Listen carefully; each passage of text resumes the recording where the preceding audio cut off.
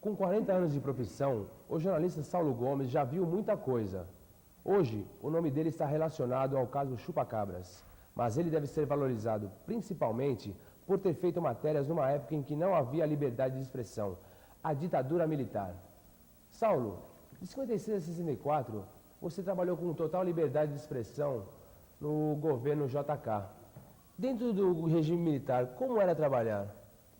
Levando pancada, vendo muita gente presa, inclusive nós, e alguns colegas morrendo.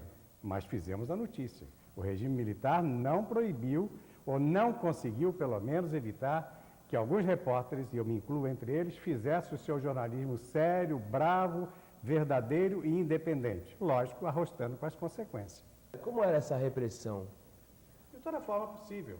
Emissoras fechadas, eu tenho o doloroso episódio da Rádio Marinque Veiga, muito tradicional, fechado em 1965 pelo regime militar, vendo muitas emissoras temporariamente fora do ar, a Marinque definitivamente. E meus colegas sendo presos.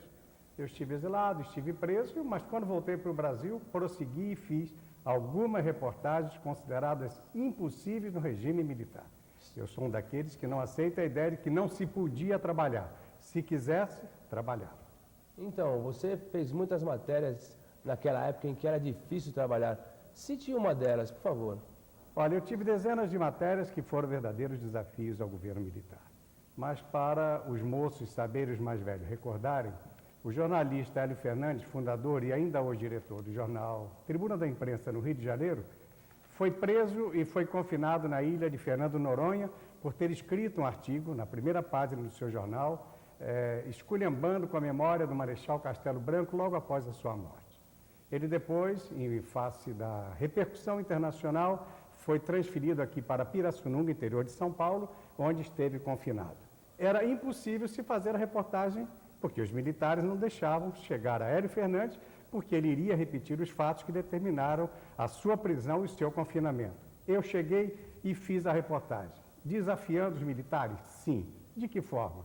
Colocaram no ar para dizer que o Marechal Castelo Branco morto não valia nada, como ele disse no seu jornal, que determinou os atos de repressão contra ele, era impossível. Eu arranjei uma saída clássica, uni Hélio Fernandes à sua família, coloquei em contato com seus familiares no momento de choro, de emoção, de muita vibração, e esta reportagem marcou a presença do jornalista, a presença independente de um repórter dentro do regime militar, contrariando a vontade do governo. Mas eles não puderam me proibir, porque eu não botei o repórter jornalista falando mal do governo, mas mostrando que ele, independente de tudo, era uma figura humana. Então eu burlei a vigilância militar. E muitas dessas nós fizemos durante 64, 68, 70, etc. Fale-nos um pouco a respeito desse novo trabalho, O Último Voo. O Último Voo foi a minha vontade de mostrar que havia muitas pessoas responsáveis na morte dos mamonas assassinas e mais 4 pessoas. Como eu não tinha um veículo, encontrei uma editora que aceitou a minha investigação, que durou 6 meses, e neste livro nós estamos mostrando a verdade verdadeira sobre o episódio que culminou com todas aquelas mortes em 2 de março do ano passado. Obrigado pela participação.